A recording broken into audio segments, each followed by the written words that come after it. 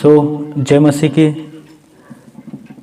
आइए दोस्तों, परमेश्वर के प्रिय संतानों, आप और मैं हम सभी मिलकर पिता परमेश्वर की आराधना करते हैं और पिता परमेश्वर से विशेष जो निवेदन रखने जा रहे हैं उन सभी बातों के लिए पिता परमेश्वर के सामने जो हम उपस्थित होने जा रहे हैं, विश्वास के साथ आइए मिलकर प्रार्थना करते हैं और विश्वास के साथ आइए पिता परमेश्वर से मिलकर मांगते हैं। बाइबल पर लिखा है कि जहाँ कहीं भी 2 या 3 उसके नाम से इकट्ठे होते हैं और जो कुछ पिता परमेश्वर से मांगता है पिता परमेश्वर की ओर से उन्हें मिलता है। तो क्यों ना दोस्तों हम सभी एक मन होकर आज पिता परमेश्वर से मांगे, विशेष करके पिता परमेश्वर की जो शांति है, कृपा, दया। तो आइए दोस्तों मिलकर हम परमेश्वर की महिमा को करते हैं। पिता परमेश्वर, जो गीत हम गाने जा रहे हैं पिता, उस गीत पर हमें आशीष देना पिता। तू महान है पिता परमेश्वर, अपार स्तुति के योग्य है पिता परमेश्वर, धन्यवाद के पात्र है, अनुग्रहकारी है। प्रार्थना है पिता परमेश्वर, जो गीत हम गाने जा रहे हैं हमारी सोच, मन, विचारों को स्थिर रखना पिता। धन्यवाद पिता परमेश्वर, शुक्र आसमानी पिता। हो तेरी स्तुति और आराधना करता हूँ मैं तुझसे ये प्रार्थना, महिमा से तेरी तू ये जगह को भर, जो भी तू चाहे तू यहाँ पे कर।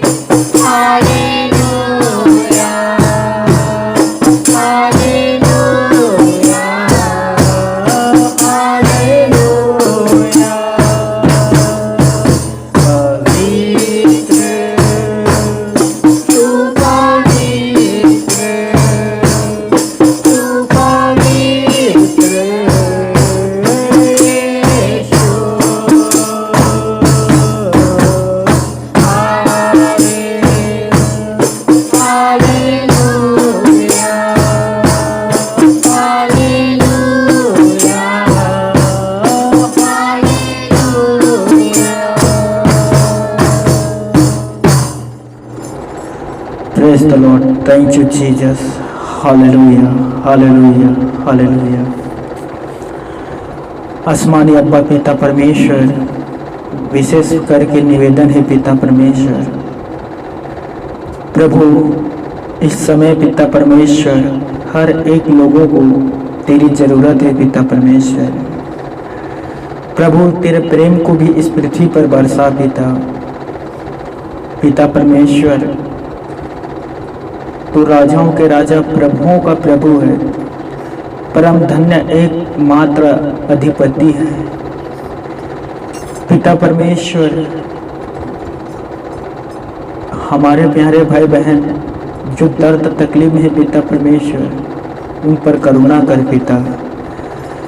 अपने महान नाम के निमित्त उनके जीवन पर अद्भुत काम को कर पिता परमेश्वर। जब हम पुकारते हैं पिता, तू दौड़े चले आता है, तू हमारे बहुत नजदीक रहता है पिता। दया कर हर एक पर पिता, दया कर पिता। करते हैं हम तेरी स्तुति हृदय की गहराइयों से।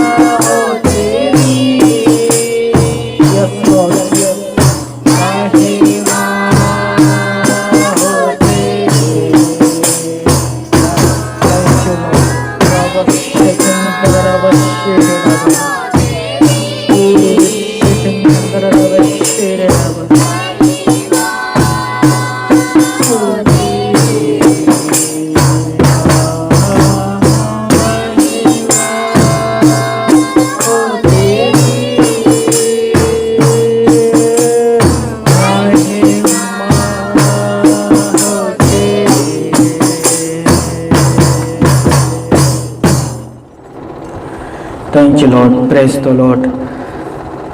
सचमुच दोस्तों, बाइबल पर लिखा है पिता परमेश्वर अपने ऐसे भक्तों को, अपने ऐसे संतानों को खोजता है जो आत्मा और सच्चाई से पिता की महिमा करें। वो महान है दोस्तों, और जितना हम उसके महिमा को करते हैं उतने ही महिमा को हम अपने जीवन पर देखते हैं। हालेलुया।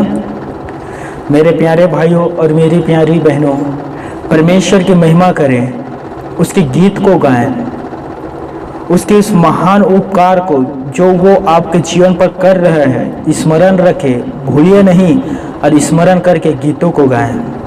अद्भुत रीति से पिता परमेश्वर की महिमा करें, क्योंकि बाइबल पर लिखे कि परमेश्वर के सारे प्रतिज्ञा हाँ और आमीन के साथ पूरा होता है। दोस्तों सचमुच प्रभु तू महान है, प्रभु महिमामय है पिता परमेश्वर। जब तक हमारे श्वास चलता रहेगा पिता, हम तेरी महिमा को सर्वदा करते रहेंगे पिता। Thank you Jesus. मुक्ति दिलाए यीशु नाम, शांति दिलाए यीशु नाम।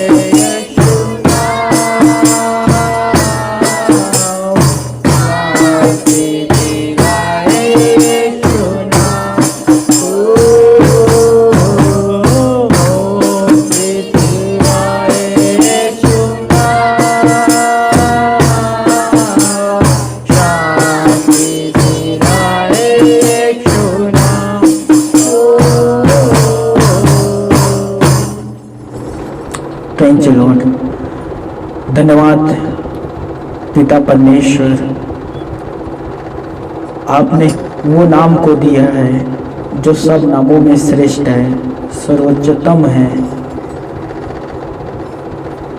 धन्यवाद पिता परमेश्वर कि यीशु के नाम से हमें पीस, शांति मिलता है। धन्यवाद पिता परमेश्वर कि यीशु के नाम पर हमें एक आशा मिलता है। धन्यवाद पिता परमेश्वर कि यीशु के नाम से हम स्वस्थ एवं अच्छे होते हैं। धन्यवाद पिता परमेश्वर कि यीशु के नाम से हमारी बीमारी जाता है। धन्यवाद पिता परमेश्वर कि यीशु के नाम से शैतान भागता है। धन्यवाद पिता परमेश्वर जो आपने हमें यीशु नाम दिया, उस नाम से, उस नाम में जो असंभव को संभव करता है। धन्यवाद पिता परमेश्वर।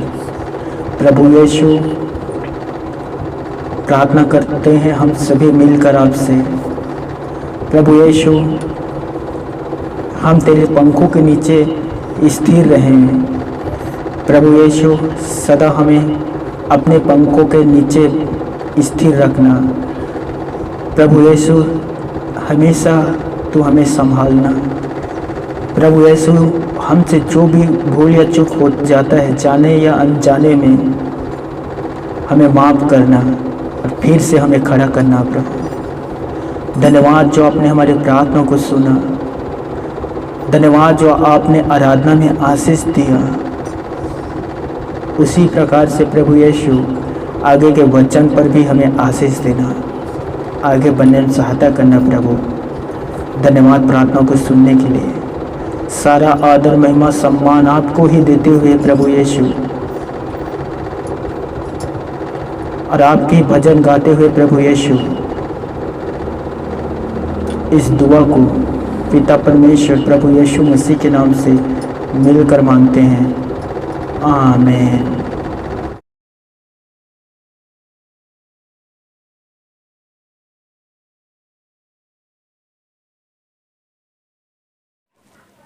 तो एक बार फिर से सबको जय मसीह की। पिता परमेश्वर और हमारे उद्धारकर्ता प्रभु यीशु मसीह के पवित्र, पाक और कुदूस नाम में मैं अगेश्वर वर्मा आप सभी का दिल से सलाम और स्वागत करता हूं इस YouTube चैनल पर। और मैं ये आशा करता हूं दोस्तों कि इस समय परमेश्वर के जो पवित्र वचन है, परमेश्वर के अनुग्रह से आप तक पहुंचाने के लिए परमेश्वर ने मुझे चुना है। और मैं आशा करता हूं दोस्तों कि परमेश्वर के वचन से आप अपने जीवन पर बहुत कुछ इस समय भी सीख रहे हैं, ग्रहण कर रहे हैं और परमेश्वर के वचन पर अपने जीवन को जीने के लिए व्यतीत कर रहे हैं। मेरे प्यारे भाइयों और बहनों, आज के जो परमेश्वर के वचन हैं उसे आप बड़े ध्यान और गहराई से सुनना, क्योंकि दोस्तों इस समय जो सबसे महत्वपूर्ण काम है और उस काम को हमें करना होगा, और उसी से संबंधित आज का ये पवित्र वचन है। मैं देर नहीं करूंगा, चलिए तो आइए हम सभी मिलकर पवित्र शास्त्र वचन से निकालना मेरे साथ यहेजकेल के पुस्तक 18 अध्याय और उसका 20 पद।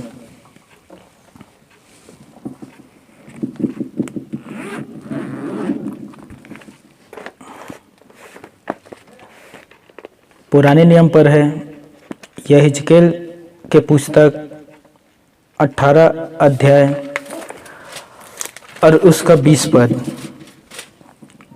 वचन पर लिखा है, जो प्राणी पाप करे वही मरेगा, ना तो पुत्र पिता के अधर्म के भार उठाएगा, ना पिता पुत्र का। धर्मी को अपने ही धर्म का फल और दुष्ट को अपने ही दुष्टता का फल मिलेगा।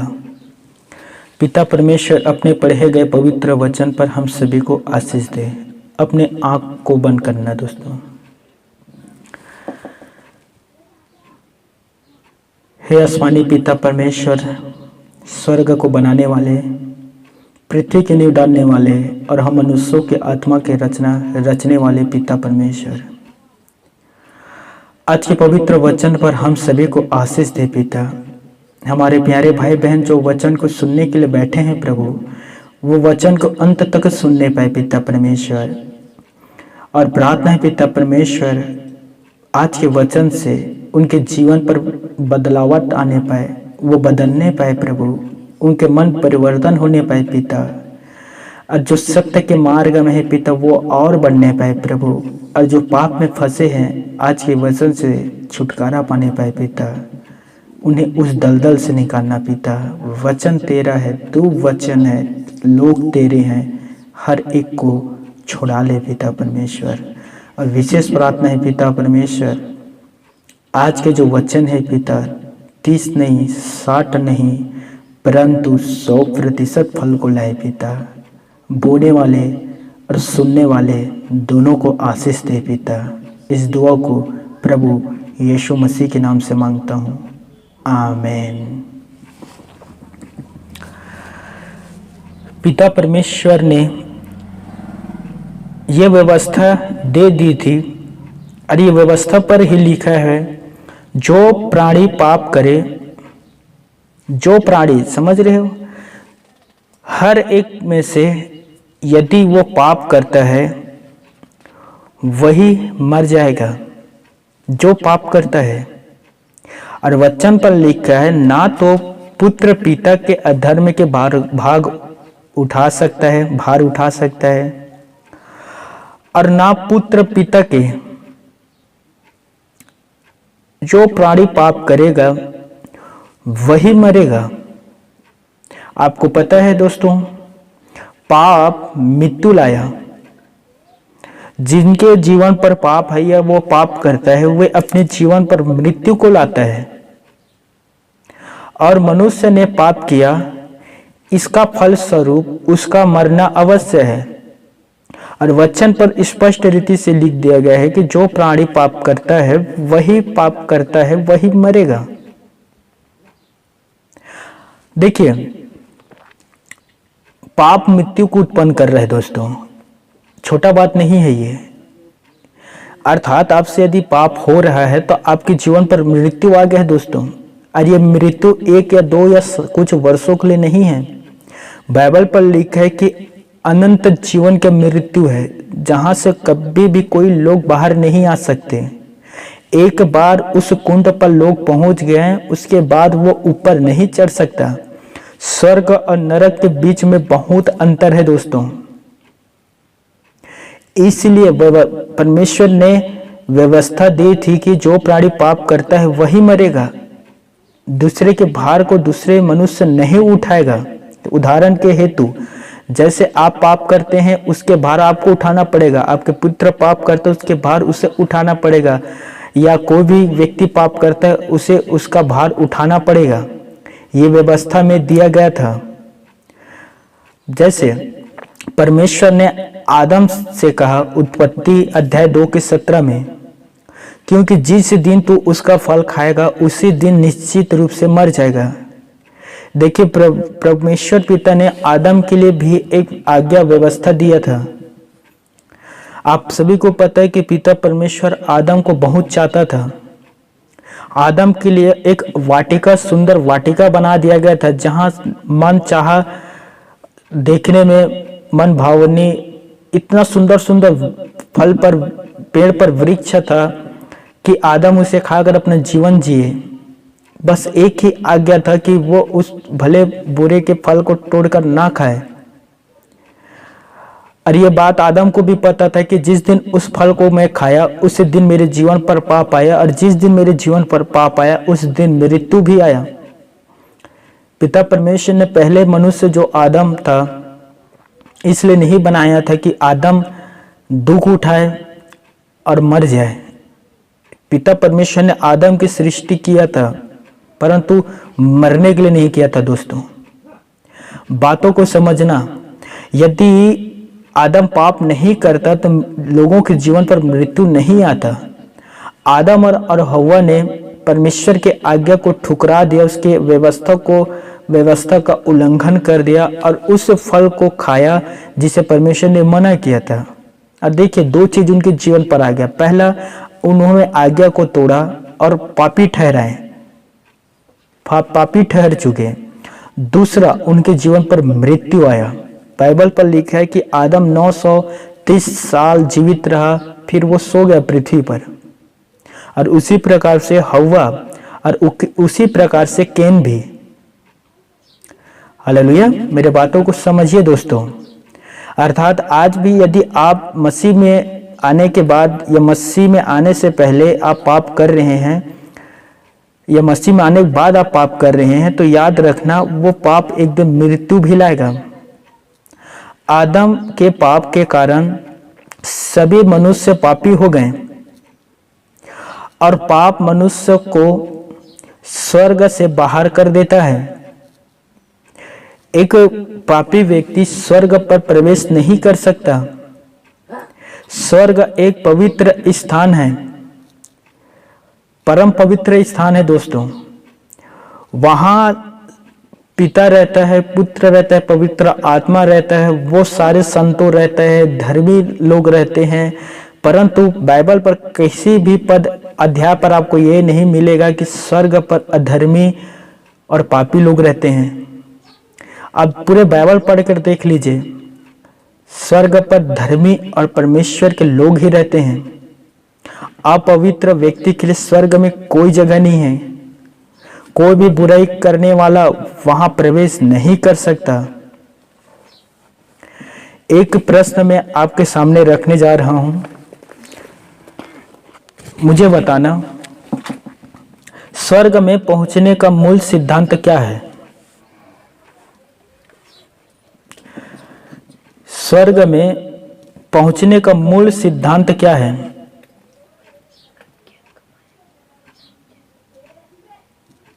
इसका मूल सिद्धांत है क्षमा।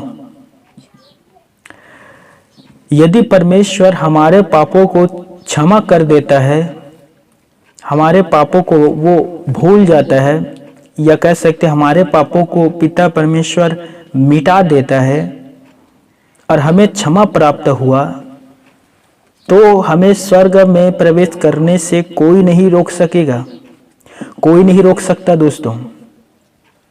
तो स्वर्ग में प्रवेश करने का मूल सिद्धांत क्या है? क्षमा है दोस्तों। पुराने नियम में क्षमा के लिए 3 शब्दों का प्रयोग किया गया है। एक का अर्थ है ढाप देना, दूसरे का अर्थ है उठाकर दूर कर देना, और तीसरे के अर्थ है दूर भेज देना। परंतु नए नियम में क्षमा यीशु मसीह के बलिदान के द्वारा हमें मिलता है। Hallelujah, hallelujah. देखिए, नया नियम पर हमें क्षमा यीशु के लहू के द्वारा हमें मिल रहा है दोस्तों। पापी ने परमेश्वर के नियम को तोड़ा, इसलिए केवल परमेश्वर ही पापों को क्षमा कर सकता है। यदि आप मेरे घड़ी को चुरा ले जाते हैं, उदाहरण है ये मेरे जो घड़ी है उसे आप चुरा ले जाते हैं, तो मैं ही हूं जो आपको क्षमा कर सकता हूं। परंतु यदि आप कानून के नियम को तोड़ते हैं तो उसके लिए मैं आपको क्षमा नहीं कर सकता, क्योंकि आपने मुझे दुख नहीं पहुंचाया, लेकिन कानून के नियम को तोड़ा है, उल्लंघन किए हैं, तो उससे मैं क्षमा नहीं कर सकता। आपको क्षमा प्रदान नहीं कर सकता क्योंकि वो मेरे अधिकार में नहीं है। हालेलुया। जब आप परमेश्वर के कानून या व्यवस्था को तोड़ देते हैं तो पृथ्वी का कोई भी मनुष्य आपको क्षमा प्रदान नहीं कर सकता। केवल परमेश्वर ही आपको क्षमा कर सकता है, क्योंकि आपने परमेश्वर के नियम को या विधि या व्यवस्था या तो आज्ञा को तोड़ा है। तो जिसके आज्ञा को आपने तोड़ा है वही आपको क्षमा कर सकता है। पृथ्वी के कोई भी मनुष्य आपके पाप को क्षमा नहीं कर सकता। जैसे हम नए नियम पर पढ़ते हैं, प्रभु यीशु मसीह ने अपनी स्त्री से कहा, लूका रचित सुसमाचार अध्याय 7 का 49 पद पर, यीशु ने स्त्री से कहा, तेरा पाप क्षमा हुआ। हालेलुया। स्त्री ने परमेश्वर के विरुद्ध पाप किया था। परमेश्वर ने 10 आज्ञा में से एक आज्ञा दिया था कि तू व्यभिचार ना करना, और स्त्री जो थी वो व्यभिचार करने वाली थी। उसने परमेश्वर के आज्ञा को तोड़ा था। अब आप ही सोचिए मेरे प्यारे भाइयों और मेरी प्यारी बहनों, यदि वो स्त्री किसी पुरुष के पास जाकर कहती कि हे गुरु या हे स्वामी मेरे पाप क्षमा कर, तो क्या सामने वाले पुरुष उसके पाप क्षमा कर सकता था? कभी भी पाप वो क्षमा नहीं कर सकते, क्योंकि वो मनुष्य है, वे पाप क्षमा नहीं कर सकता। हाँ, यदि वो मनुष्य उस मनुष्य के विरुद्ध कोई गलती करता, या घड़ी चुरा लेता, या पैसा चुरा लेता, या उसे गाली देता, या मारता पीटता, तो वो क्षमा कर सकता था। परंतु उसने व्यभिचार किया था, परमेश्वर के आज्ञा को तोड़ा था, इसलिए उस स्त्री ने सही निर्णय लिया और यीशु के चरणों पर गया, जहां उसका छुटकारा था, जहां उसके पाप का क्षमा था। और स्त्री ने प्रभु के चरणों पर जाकर अपना मान सम्मान इज्जत को रख दिया यीशु के चरणों पर। और यीशु ने भी स्त्री को देखकर कहा होगा कि सही निर्णय लिया। इसलिए प्रभु यीशु ने कहा तेरा पाप क्षमा हुए। हालेलुया। मरकुस 2:5। यीशु ने उनका विश्वास देखकर उस लकवे के रोगी से कहा, हे पुत्र तेरा पाप क्षमा हुआ। हालेलुया। लुक्का में हम पढ़ते हैं कि लोग अपने अपने मन में सोचने लगे, ये कौन है जो पापों को भी क्षमा करता है? जब उस स्त्री के पाप को क्षमा किया तो वहां मेज पर बहुत से लोग बैठे थे। वे अपने अपने मन में सोचने लगे कि ये कौन मनुष्य है जो पाप को क्षमा करता है, क्योंकि ये तो असंभव है। आज तक हम कभी ये सुनते हुए नहीं आए हैं कि मनुष्य के पाप को क्षमा करे। ये अनोखा था दोस्तों यहूदियों के लिए, क्योंकि यहूदियों में ऐसा रीति नहीं था। और प्रभु यीशु मसीह ने उस स्त्री से कहा तेरा पाप क्षमा हुआ। मरकुस 2:5 में भी कहा दोस्तों। और मरकुस 2:5 में देखिए, वहां पढ़ लीजिए आप घर पर। यह मनुष्य क्यों ऐसा कहता है? यहूदी कहता है, यह यीशु क्यों ऐसा कहता है कि तेरा पाप क्षमा हुआ? यह तो परमेश्वर की निंदा कर रहा है, क्योंकि परमेश्वर को छोड़ कौन पाप का क्षमा कर सकता है? हालेलुया। ये दोनों ही अवसरों में यहूदी सही थे, क्योंकि यहूदी विद्वान लोग थे दोस्तों। उनके लिए नया बात था, क्योंकि आप देख लेना, उत्पत्ति से लेकर प्रकाशित वाक्य तक पढ़ लेना, या उत्पत्ति से लेकर मलाकी तक पढ़ लेना, कोई भी मनुष्य दूसरे मनुष्य के पाप क्षमा नहीं किए हैं दोस्तों। इसलिए ये यहूदियों के लिए ना एक अनोखा बात था कि ये मनुष्य, जो आपको सबको पता है कि यीशु मसीह शरीर में पृथ्वी पर रूप धारण किए थे, वो 100% मनुष्य था, तो 100% वो परमेश्वर भी था। अब प्रभु यीशु मसीह शरीर पर है और वो सामने वाले मनुष्यों से कहते हैं कि तेरा पाप क्षमा हुआ। तो ये यहूदियों के लिए अनोखा बात था, क्योंकि परमेश्वर ही पाप को क्षमा कर सकता था। हालेलुया। जब आप परमेश्वर का नियम तोड़ते हैं तो क्षमा के लिए कभी भी मनुष्य के पास मत जाना। कभी भी दोस्तों किसी भी मनुष्य के पास जाना मत कि वो या उसके द्वारा मेरा पाप क्षमा होगा, या वो मेरे लिए पश्चाताप करेगा तो मेरा पाप क्षमा होगा। कभी भी नहीं दोस्तों। हमने आरंभ में ही पढ़ा था यहेजकेल 18:20, जो प्राणी पाप करे वही मरेगा। कोई भी मनुष्य आपके पाप को भार नहीं उठा सकता। कोई भी मनुष्य आपके पाप को अपने जीवन पर नहीं ला सकता। जो पाप किया है वही मरेगा। हालेलुया। मेरे साथ एक वचन को निकालना, भजन संहिता अध्याय 146 उसका 3 पद। जी कोई भी पढ़ना। तुम प्रधानों पर भरोसा न रखना। एक एक करके पढ़ना। देखिए भजनकार ने कहा तू प्रधानों पर भरोसा न रखना, कलीसिया के पासबानों पर हकीमों पर भरोसा ना रखना, आगे, न किसी आदमी पर, ना ही किसी आदमी पर जो कलेशा से बाहर है। बहुत से लोग संत महात्मा गुरु कहलाते हैं, उन पर भरोसा रखना। किसी भी आदमी पर भरोसा ना रखना। देखिए, ना प्रधानों पर भरोसा रखना, ना तो किसी आदमी पर भरोसा रखना। आगे ध्यान से सुनना, क्योंकि उसमें उद्धार करने की भी शक्ति नहीं, क्योंकि उनमें से किसी के पास उद्धार करने की थोड़ा भी शक्ति नहीं है। दोस्तों, परमेश्वर के जो दास होते हैं, जैसे ऐसे मुझे देख लीजिए, मैं परमेश्वर के दास हूं, मैं परमेश्वर के वचन को आपके हृदय तक पहुंचा सकता हूं।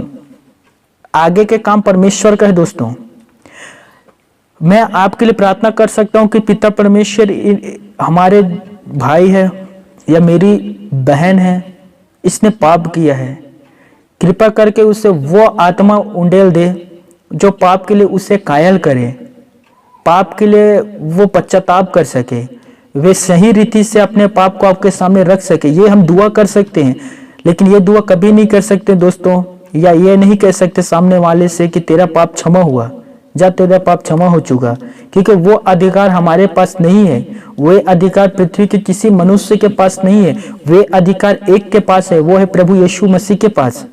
प्रभु यीशु मसीह पृथ्वी पर रहते हुए बहुतों का पाप को क्षमा किया और कहा कि जा तेरा पाप क्षमा हुआ, चाहे वो व्यभिचार में पकड़ी गई स्त्री हो, चाहे वो पपनीन स्त्री हो, चाहे लोकों से ग्रस्त स्त्री हो, चाहे वो पतरस हो, चाहे वो यूहन्ना हो। प्रभु के पास वो सामर्थ अधिकार था कि वो पापों को क्षमा कर सके, और उस शरीर में था, वो पापों का क्षमा किया लोगों का। दोस्तों, इतिहास में कोई भी ऐसा नहीं पृथ्वी पर आया है जो दूसरे के पाप को क्षमा कर सके, जो कहा हो कि जा तेरा पाप क्षमा हुआ। ऐसा आज तक कोई नहीं किया है दोस्तों, सिर्फ किया है तो प्रभु यीशु मसीह। और उसका वचन भी कहता है, मेरे प्यारे भाई और बहनों, जब आप परमेश्वर का नियम तोड़ देते हैं तो क्षमा के लिए कभी भी मनुष्य के पास मत जाना। जैसे भजनकार ने कहा है, भजन संहिता 146:3 में, तू प्रधानों पर भरोसा ना रखना, ना तो किसी आदमी पर, क्योंकि उसमें उद्धार करने की थोड़ा भी शक्ति, सामर्थ्य, बल नहीं है। आगे और देखिए, बहुत अच्छा लिखा है आगे, उसका भी प्राण निकलेगा, क्योंकि उसका भी प्राण निकलेगा, वह भी मिट्टी में, वो भी एक दिन मिट्टी में मिल जाएगा। देखिए दोस्तों, बहुत से लोग जो मनुष्यों के पास जाते हैं अपने पाप के क्षमा के लिए, उसका भी प्राण एक दिन निकलेगा, उसका भी अधर्म का लेखा एक दिन उससे लिया जाएगा, और वो भी एक दिन मरेगा। यदि उनका पाप क्षमा नहीं हुआ तो अनंत काल के लिए मरेगा। लेकिन हमारा प्रभु यीशु मसीह ऐसा नहीं था दोस्तों। आपको सबको पता है कि वो गलीलों पर, वो आराधनालयों पर, वो घरों घर जाकर, वो सड़कों पर जाकर प्रचार करता था, लोगों के पाप क्षमा करता था, और आखिरी समय पर पृथ्वी पर वो मरा और तीसरा दिन जी भी उठा। हालेलुया। वो हमारा प्रभु यीशु मसीह मरा नहीं दोस्तों हमेशा के लिए। आमीन। और आगे वचन क्या कहते हैं, उस दिन उसकी सब कल्पनाएं, उसी दिन उसकी सब कल्पनाएं जो उसने गढ़ा है नष्ट हो जाएगा। आगे, क्या ही धन्य है, हाँ हाँ पढ़े, क्या ही धन्य है वह, क्या ही धन्य है वह मनुष्य जिसका सहायक याकूब का परमेश्वर है। हालेलुया। याकूब का परमेश्वर, पिता परमेश्वर का पुत्र यीशु नर्सरी ही है जो आपके पाप को क्षमा कर सकता है, आपको मृत्यु और पाप से बचा सकता है, आपको अनंत जीवन के नरक से छुड़ा सकता है, आपको पाप के रास्ते से निकालकर धर्म के रास्ते पर चला सकता है। यीशु ने कहा, मार्ग मैं हूं, वो उस मार्ग पर आपको चला सकता है जो स्वर्ग को पहुंचाता है। यदि आप पाप और दलदल में फंसे तो यीशु के पास वो सामर्थ्य है, वो आपको उसमें से निकाल सकता है। मेरे प्यारे भाइयों और मेरी बहनों, क्षमा आपको स्वर्गीय पिता परमेश्वर की ओर से ही मिलेगा। क्या ही धन्य है वह जिसका सहायक याकूब का परमेश्वर है। हालेलुया। तो जब भी आपसे पाप होता है, या आप नियम विधि को तोड़ते हैं, पवित्र आत्मा को शोकित करते हैं, परमेश्वर के पास आ जाइए, वे आपके पाप को क्षमा करेगा। हालेलुया। परमेश्वर के दासों के पास सलाह लेना गलत नहीं है। यदि आपसे पाप होता है उसे बताना चाहते हो बता सकते हो, इसमें कोई गलत नहीं है। वो आपको दिलासा दिलाएगा, वो आपको आश्वासन दिलाएगा, वे आपके साथ रहेगा, आपको सही प्रकाशन देगा और कहेगा कि परमेश्वर के पास ये सारे बातों को रख दीजिए, वे आपको क्षमा करेगा। Hallelujah, hallelujah. देखिए दोस्तों,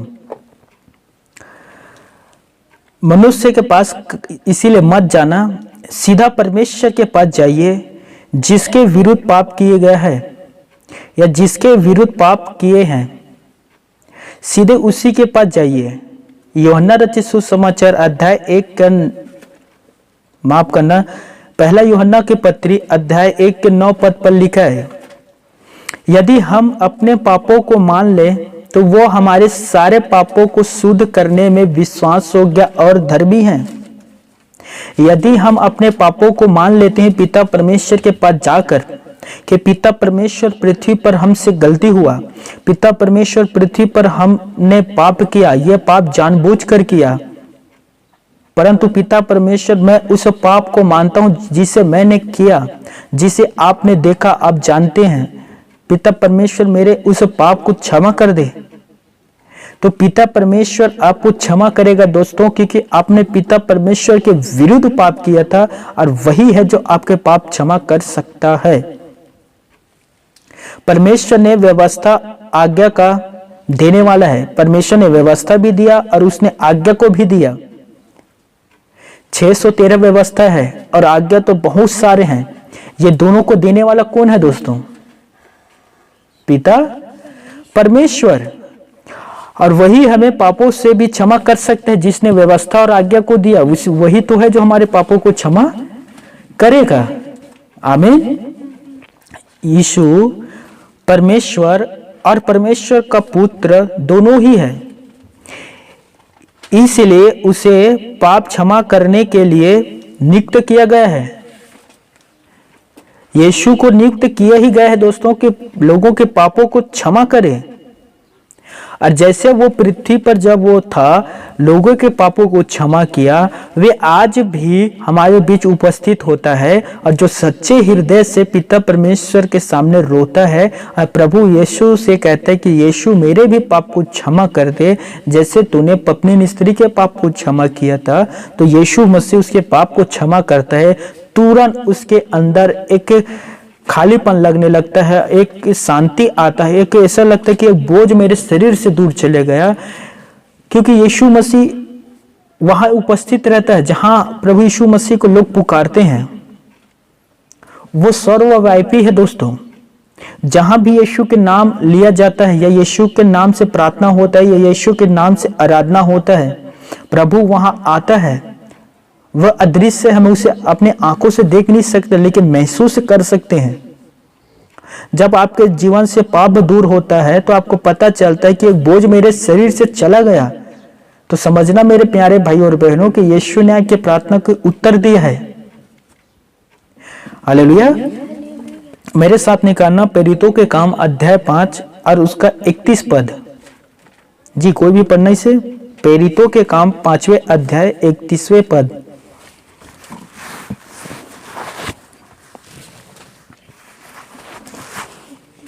हाँ 31 पद।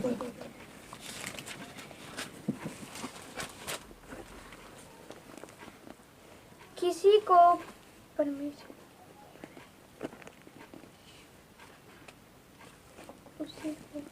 हाँ 5 का 31। उसी को परमेश्वर ने हाँ प्रभु और उद्धारकर्ता ठहराकर। देखिए ये यीशु के विषय में है।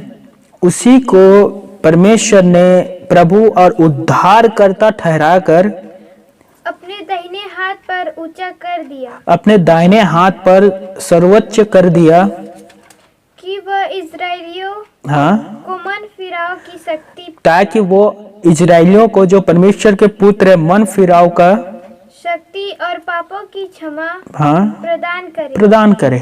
आमीन। हालेलुया। परमेश्वर कहता है दोस्तों कि यीशु ही प्रभु और उद्धार करता है और दाहिने हाथ से सर्वोच्च महान कर दिया। और इजराइलों को मन फिराव का प्रचार, आप सबको पता है कि यीशु मसीह ने आरंभ में ही जब सुसमाचार शुरू किया तो यही प्रचार किया था कि मन फिराव, स्वर्ग का राज्य निकट है। यीशु के प्रचार का शुरुआत इसी से हुआ था। और पापों की क्षमा प्रदान करे और लोगों के पापों को क्षमा करे। ये परमेश्वर ने प्रभु यीशु मसीह को नियुक्त किया गया था कि पृथ्वी पर लोगों के पापों को क्षमा करे जो पाप लोगों ने किए हैं। हालेलुया। देखिए यहेजकेल अध्याय 18 के 32 पद, देखिए वचन क्या कहता है दोस्तों, ध्यान से सुनना। क्योंकि प्रभु यहोवा की यह वाणी है, जो मरे, जो भी पृथ्वी पर मरता है, देखिए परमेश्वर क्या कहता है, उसके मरने से मैं प्रसन्न नहीं होता, इसलिए पश्चाताप करो तभी तुम जीवित रहोगे। पिता परमेश्वर कहता है कि जो मरता है पृथ्वी पर बिना उद्धार प्राप्त किए हुए पाप के दशा में मर जाता है, उससे मैं प्रसन्न नहीं होता। परमेश्वर को भी दुख लगता है दोस्तों जब लोग बिना उद्धार पाए हुए मर जाते हैं और मरकर नरक पर जाकर जलते हैं। इसलिए परमेश्वर की यह वाणी है, जो मरे उसके मरने से मैं प्रसन्न नहीं होता। हे मेरे प्यारे भाइयों और मेरी प्यारी बहनों, आप क्यों पाप की दशा में फंसे हुए मरो?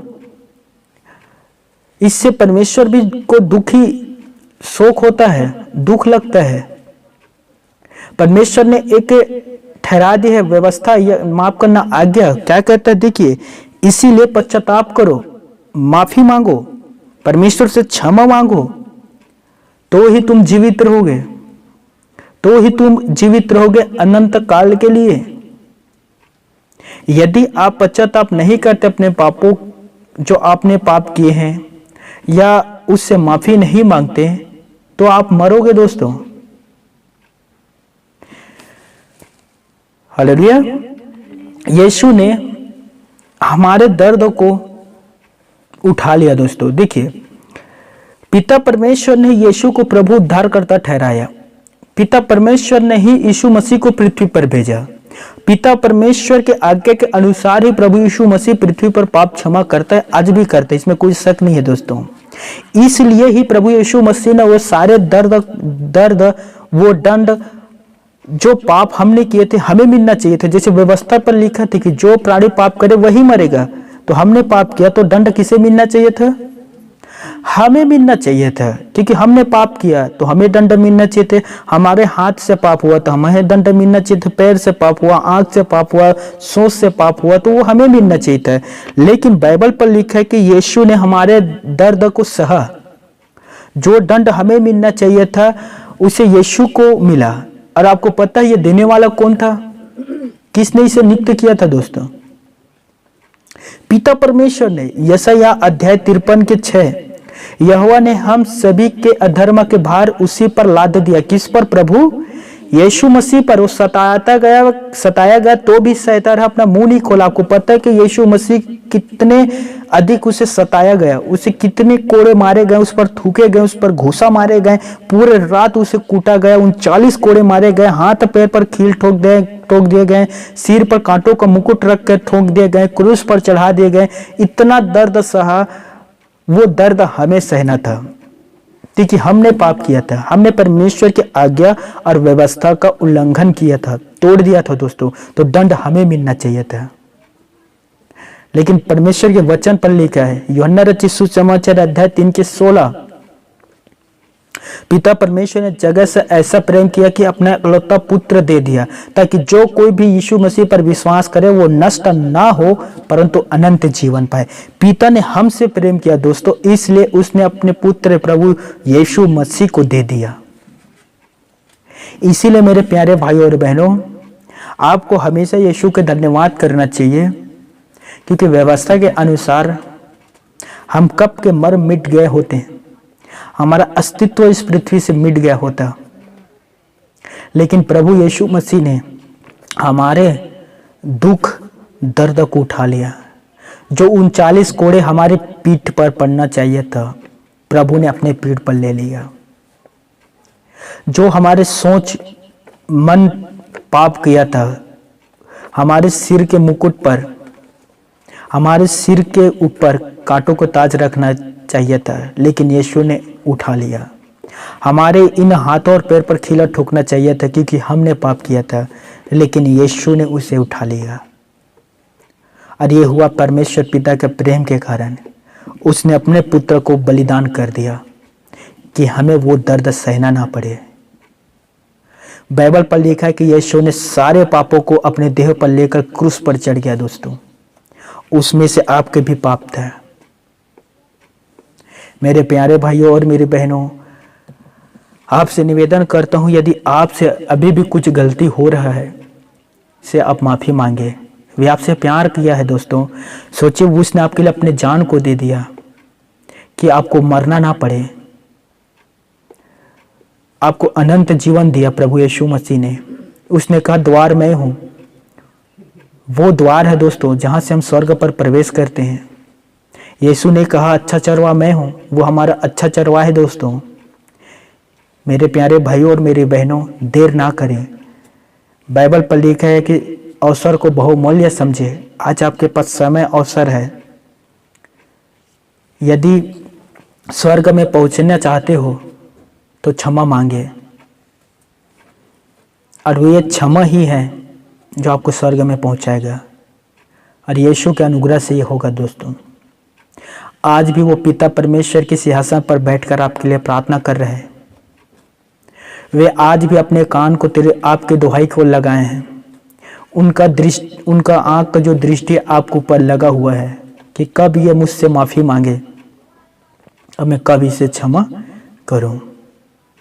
तो प्रभु यीशु मसीह से माफी मांग लीजिए। दोस्तों, उसने आपके सारे दर्द तकलीफ को उठा लिया है।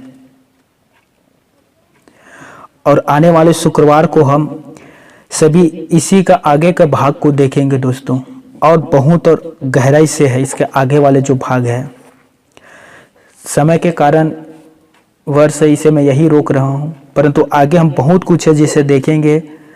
क्षमा का माध्यम, क्षमा का उद्धार, क्षमा की शर्तें, ये कुछ और बातें हैं जिसे हम आने वाले शुक्रवार को देखेंगे।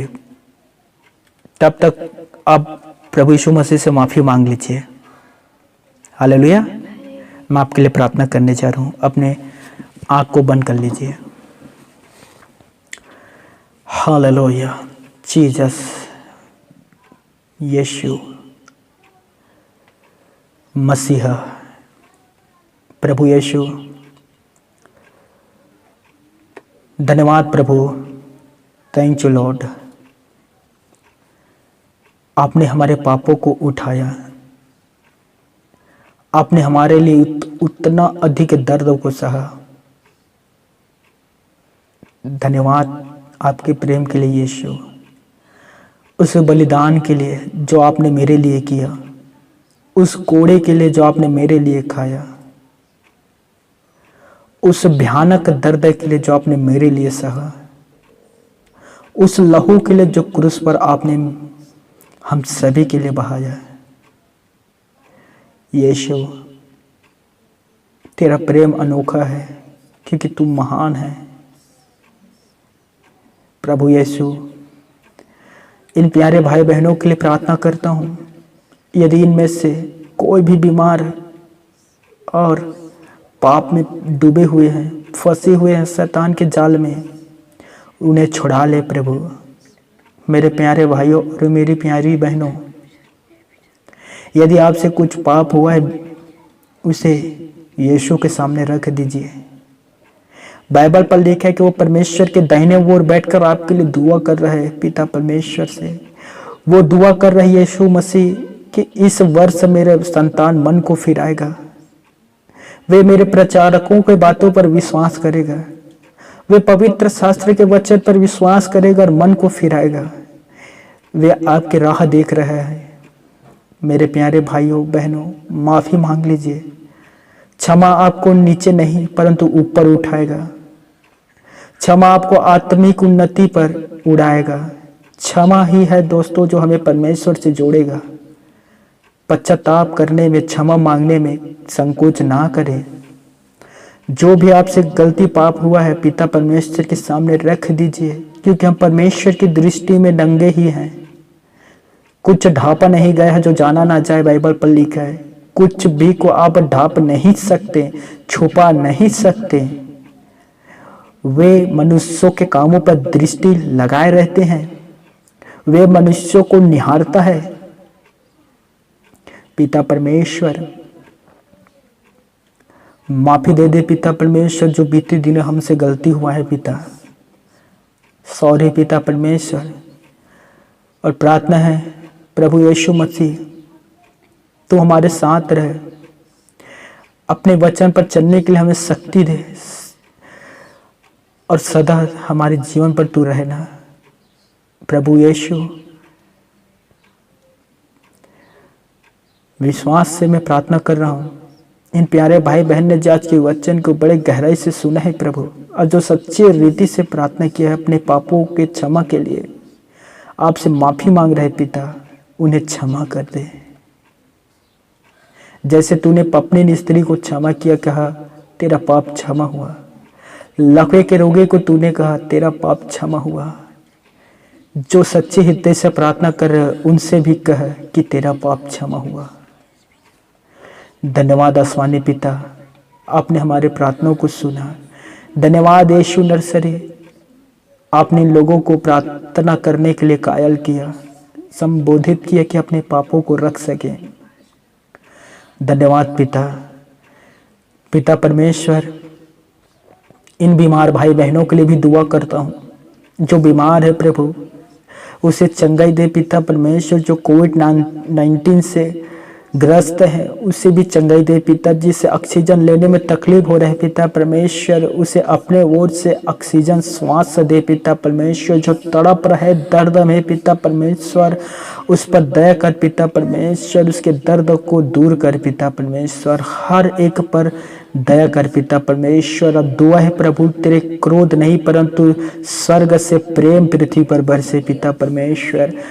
दया कर हर एक को छू ले प्रभु। उनके तकलीफ दर्द यीशु मसीह के नाम से दूर होने पाए। Touch Jesus name. धन्यवाद पिता परमेश्वर, आपने प्रार्थना को सुना। धन्यवाद प्रभु आज के आराधना एवं वचन पर हमें आशीष देने के लिए पिता। आने वाले दिनों में पिता हम इसी प्रकार से आपकी महिमा को करते रहें प्रभु, और शुभ समाचार को सुनते रहे पिता परमेश्वर। आत्मिक उन्नति में बढ़ते रहे पिता परमेश्वर, और शरीर के अभिलाषों से हमेशा हमें बचाते रहना पिता परमेश्वर।